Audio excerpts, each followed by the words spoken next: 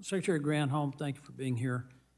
Earlier you said that the power sector rules do not touch existing natural gas units, but the administration announced that it will begin a rulemaking to set standards for existing gas units. Is it coming next? And it is coming next, and I think fairly soon. Do you support the administration rescinding its rule making on existing natural gas units? I support looking at that, yes. That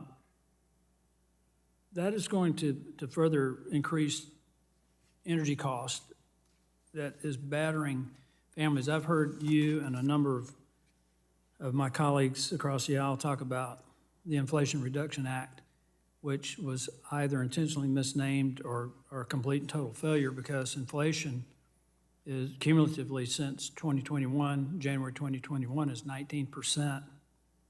It's 40% on energy cost.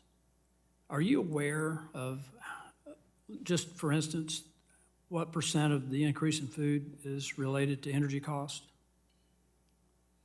The percent of the percent, I'm Well, sure that there is a component I know of math is food tough prices. for some of you, but it's 60% of the increase in food cost is related to the increase in energy cost, making groceries unaffordable for many families. Are you aware, of how it's impacted people's household utility cost? Yeah, I'm aware that the prices for electricity and energy on a monthly basis have gone up. They're about $150 a month on average. And the question is, why? Why is this happening? As we were discussing before, that the why is, in large measure, because the utilities are socializing the cost of upgrading the grid and the rate-basing those it's because of the improvements. energy policies being imposed upon energy producers, the regulatory burden, the amount of uncertainty that Mr. Weber brought about increases the cost of capital. And that all gets passed on to the consumers. Businesses don't pay regulatory costs. They pass it on to the consumer, which it's really hurting families in my district. I visited the Central Alabama Food Bank and was surprised to find out 35% of the people who are having to rely on them for free groceries are senior citizens who can't afford their household utility bills and their medicine. Are you aware of how much of pharmaceuticals feedstock is related to petroleum? How much of that for making pharmaceuticals? I'll answer it for it's 99%. All of this cost gets added and passed on to the consumer. I have another question, though. This is also a national security issue.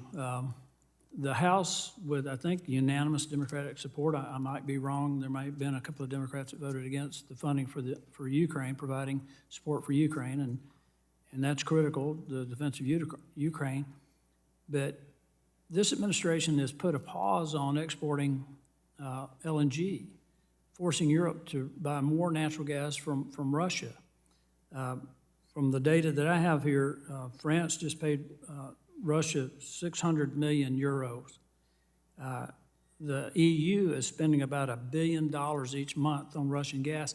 So how does it make sense for the U.S. taxpayers to provide for the defense of Ukraine, which I think is important, but yet the administration wants to limit the amount of gas that we can export to Europe and allows Russia to continue to sell them gas to use that money to fund their war machine against Ukraine? That just seems to be in opposition.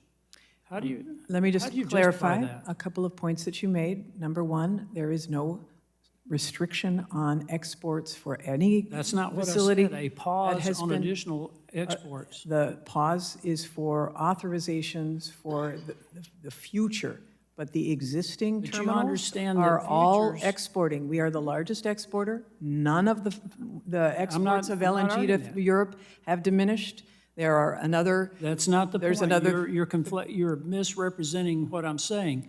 I just made the point that you create uncertainty in the marketplace, and Europe cannot rely on the United States to increase exports of natural gas, LNG. So they're having to buy it from Russia, or They are Russia selling it to not other because of countries. our action, sir, with respect, not because of our action. Nobody is stopping the existing authorizations You from going just forward. misrepresented what I 40 said. I well, said you put a pause on additional exports. But the point is that there have been, we export right now, we have the capacity of exporting 14 You're billion amazing. cubic feet. We have authorized 48 billion cubic feet. All of that is going forward. So to suggest that our actions are somehow causing Europe to purchase from Russia is inaccurate with respect. That is an inaccurate response to a very clear question. Mr. Chairman, I yield back. Gentleman yields back, and I'll go to Mr. Pence for 5